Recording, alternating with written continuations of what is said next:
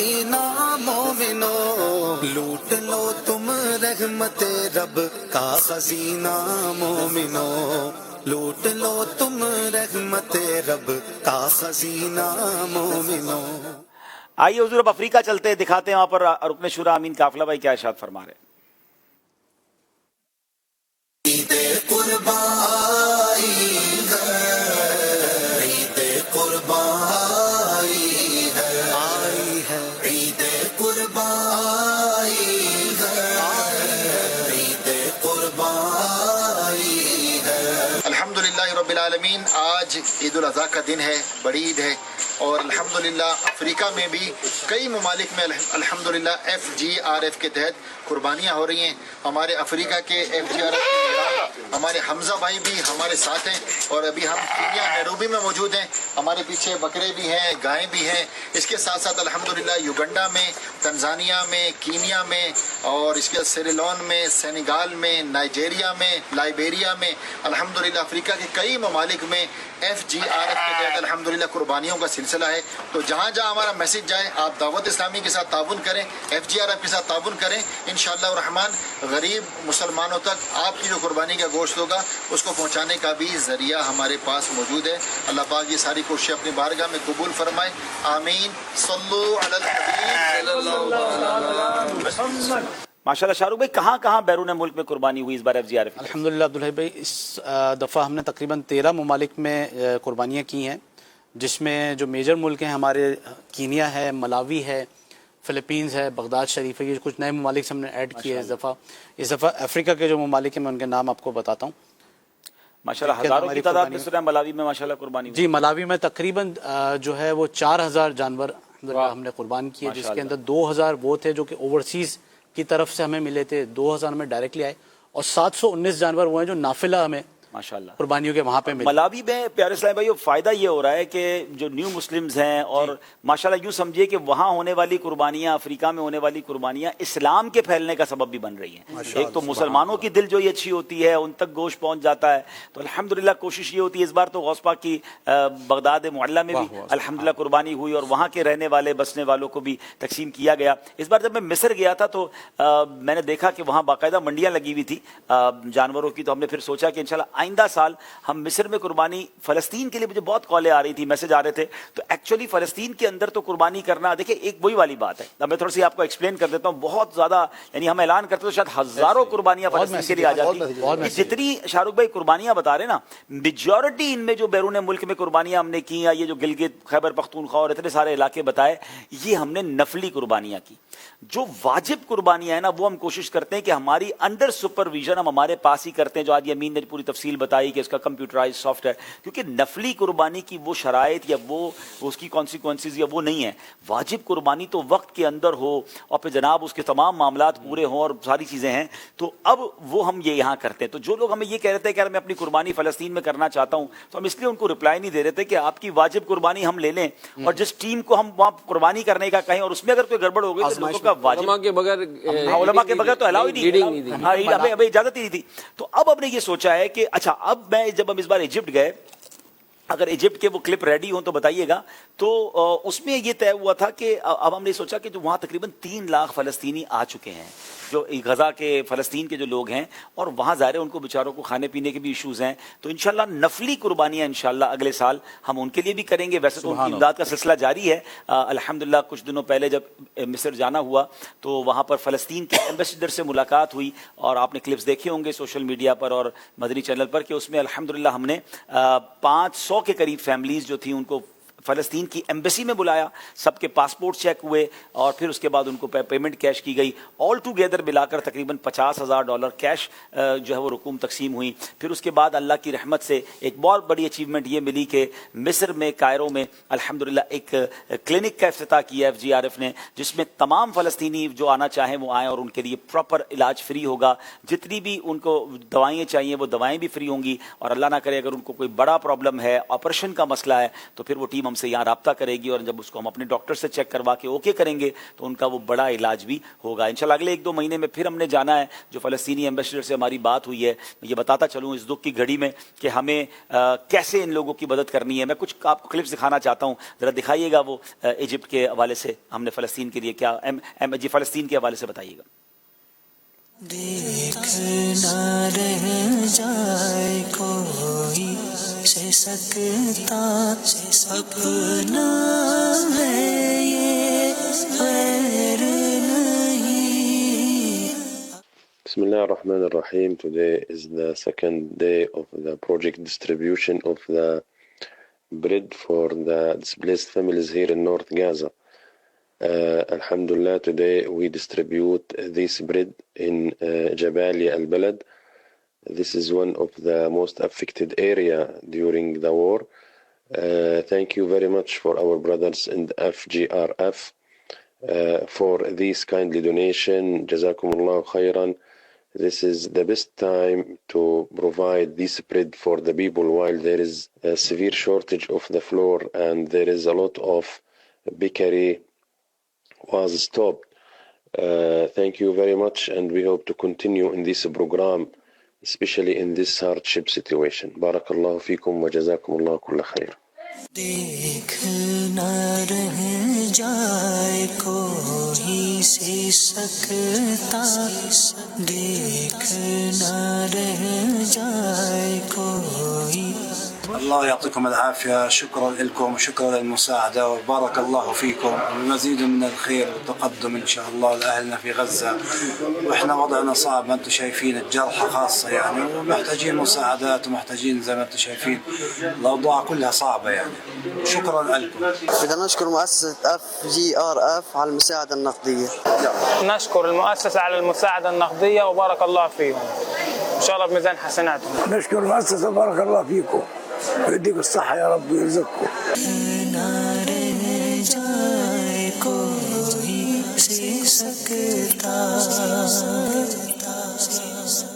الحمدللہ یہ جو آپ ناظرین مناظر آپ نے دیکھے ہیں یہ تو غزہ کے اندر کے مناظر صحیح جی. یہ غزہ کے اندر کیش ڈسٹریبیوشن ہوئی ہے, اور جو FGRF کے پیج کو فالو کر لیں تو جو لوگ کہتے ہیں نا کہ فلسطین میں دعوت اسلامی کیا کر رہی ہے, غزہ میں کیا ہو رہا ہے, وہاں ڈیٹ وائز آپ کو مل جائے گا کہ ابھی جون کے اندر بھی غزہ کے اندر ہم نے کھانا پینا امداد بھجوائی.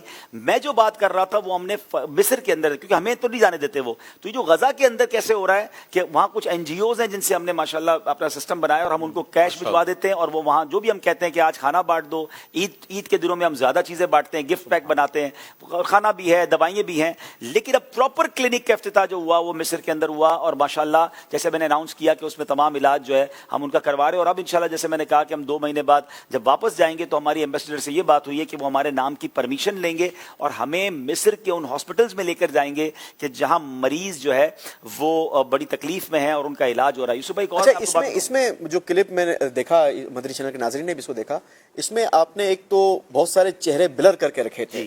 حالانکہ یوں کہا جائے کہ یہ جو چیریٹی والے کام ہوتے ہیں اس میں تو سمپیتی لینا, لوگوں کو دکھا کر, ایک بہت بڑا یوں ٹارگٹ ہوتا ہے کہ لوگوں کو دکھائیں, ان کے دکھ نظر آئیں گے تو آپ کو زیادہ پیسہ ملے گا, تو آپ نے تو ان کے چہرے چھپا رکھے تھے. دوسری بات کہ آپ نے جو وہ پرچی دی یا ان کو جو بھی انویلپ دیا اس پر کوئی اماؤنٹ تو واضح نہیں, اس میں کیا کتنی اماؤنٹ کتنی تھی؟ جی, جو ہم نے ایجپٹ میں فلسطین ایمبیسی میں انویلپ دیے وہ پر فیملی ہم نے ایکویولنٹ ٹو $100 تقریباً پاکستانی 30,000 روپے ہر فیملی کو دیے, تب جا کے ہمارے $50,000 کی ڈسٹریبیوشن ہوئی.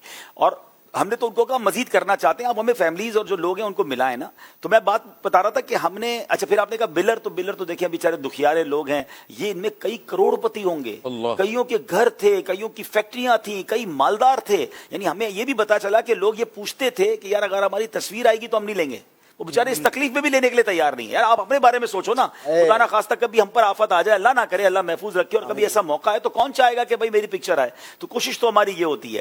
تو میں یہ بتا رہا تھا ناظرین کو کہ یہ ایک اگلا اسٹیپ کیا ہے, اور انشاءاللہ آپ دعا بھی کریں اللہ ہمیں کامیابی دے.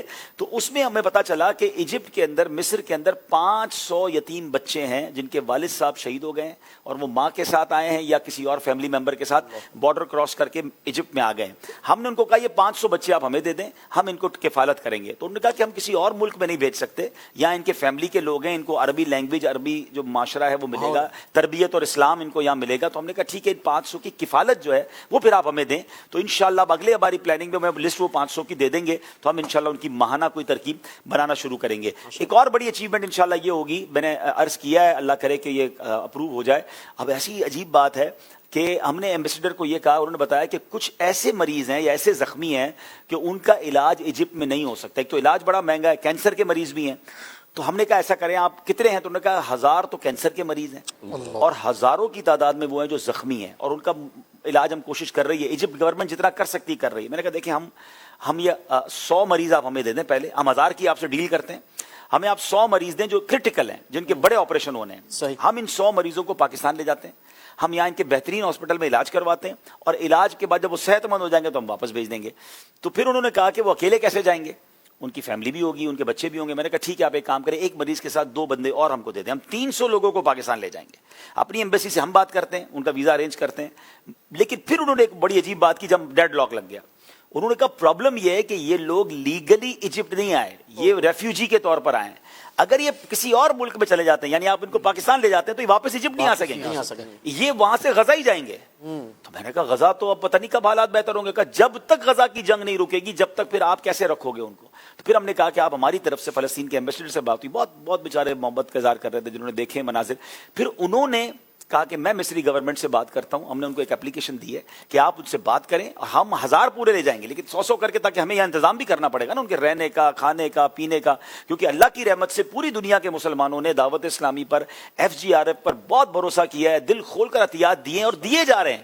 تو ہم انشاءاللہ پیچھے نہیں ہٹیں گے. آپ کا وہ 1-1 روپیہ جو آپ نے فلسطین کے لیے ہمیں دیا ہے, وہ انشاءاللہ ان غریب مسلمانوں کی مدد کو خرچ ہوگا. آپ دعا کریں اللہ ہماری اس دعوت اسلامی کو اور ترقیاں دے, جو ماشاءاللہ شرعی معاملات میں بھی, قربانی کے معاملات میں بھی آپ نے دیکھا, اور ماشاءاللہ یہ جو فلسطین اور غزہ کے مسلمان ہیں ان کی امداد کو بھی آپ نے دیکھا. اللہ ان سب کو بھی جزائے خیر دے جنہوں نے ہمارے ساتھ قربانی کی, جنہوں نے ہمیں ایسی قربانیاں دی کہ جو ہم مسلمانوں میں گوشت تقسیم کریں, ڈونیٹ قربانی کی. اور اللہ کریم ان کو بھی بہترین جزا دے کہ جنہوں نے ماشاءاللہ ہمارے ساتھ یہ فلسطین کے مسلمانوں کے لیے بھی امداد کا کام کیا. بہت بہت شکریہ آپ سب کا. اب ماشاءاللہ بزرگ چہرے مجھے نظر آ رہے ہیں. آج امین کیا اگلا ہمارا پروگرام سیگمنٹ کیا ہے اس میں؟ یوسف بھائی تو جانے کی تیاری میں. یوسف بھائی آپ پہلے کھڑا ہو جاؤں. اچھا ٹھیک ہے جی. آج امین کیا ہمارا اصل میں ہمارا ایک تو یہی تھا کہ امیر علیہ سنت نے توجہ دلائی تھی کہ پوری عید کی جو ٹرانسمیشن ہے اس میں ہمارے بزرگوں کا مدنی چینل, تو اس کا کوئی حصہ بظاہر نظر نہیں آیا. صحیح. جب شوریل جب دکھائی گئی تو پھر ہمارے نگران اسد بھائی سے بات کی, اور کچھ گنجائش نکال کر ہم نے کہا کہ ایک پروگرام ہم بھی کر لیتے ہیں. ٹھیک ہے. تو ہم نے پروگرام کا نام رکھا ہے قربانی کی یادیں. واہ. کیونکہ جو بزرگ ہیں وہ تو یادوں پہ ہی جی رہے ہیں آج کل. صحیح. تو میں نے کہا ذرا ان سے بھی کچھ حال حوال پوچھتے ہیں جو جوان یہاں ہمارے اسٹیج پر آئیں گے انشاءاللہ. جی چلے بھائی آپ سب کا بہت شکریہ. آپ جوان ہیں اس لیے آپ چلے جائیں. آپ کو کم از کم آج یہ آپ یہ کہہ سکتے ہیں کہ دیکھیں, آپ یہ کہہ سکتے ہیں کہ دیکھیں ہمیں نہیں بیٹھنے دیا, تو اس کا مطلب ہم اس کیٹیگری میں نہیں ہے. وہ الگ ٹاپک چلائیں گے, ٹاپک الگ ہے, وہ الگ ٹاپک چلائیں گے. ان کو بزرگ کیسے کاش آپ کو آپ مان لیتے ہیں. ٹھیک ہے نا, بہت شکریہ, جزاک اللہ خیر. آئے بھائی ماشاءاللہ. مجھے بیٹھنا ہے یا مجھے بھی بزرگوں میں رکھیں گے آپ مجھے؟ چلے میں بزرگ ہوں بھائی, بڑے بزرگ, میں راضی ہوں انشاءاللہ. جزاک اللہ خیر. صلو علی الحبیب. یہ ہمارے جب تک جو ہے وہ اسلامی بھائی یہاں آتے تو کوئی اچھا سا پیکج دکھا دیں جو ہماری قربانی کے حوالے سے ہے, تاکہ اتنی دیر میں انشاءاللہ ہمارے بزرگ اسلام میں منچ پر آ جائیں گے. صلو علی الحبیب صلی اللہ تعالی علی محمد صلی اللہ علیہ وسلم. 5 اسلامی بھائی تشریف لے آئیں ماشاءاللہ. چلیں جلدی جلدی آ جائیں. کیا بات ہے. چلیں میں جب تک یہ بیٹھتے ہیں مائک لگاتے ہیں, آپ کو نعت شریف کے 2 اشعار سنا دیتے ہیں. صلو علی الحبیب صلی اللہ تعالی علی محمد صلی اللہ علیہ وسلم. سوچتا ہوں میں وہ گھڑی کیا جب گھڑی ہوگی, سوچتا ہوں میں وہ گھڑی کیا جب گھڑی ہوگی, جب در نبی پر ہم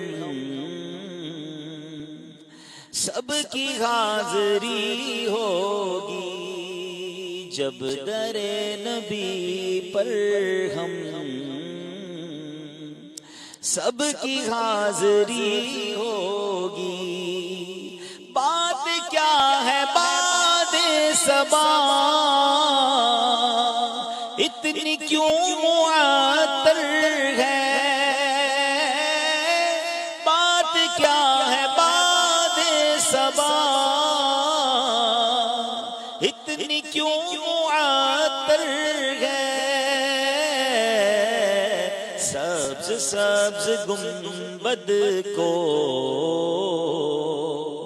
چوم کر چلی ہوگی، سبز سبز گنبد کو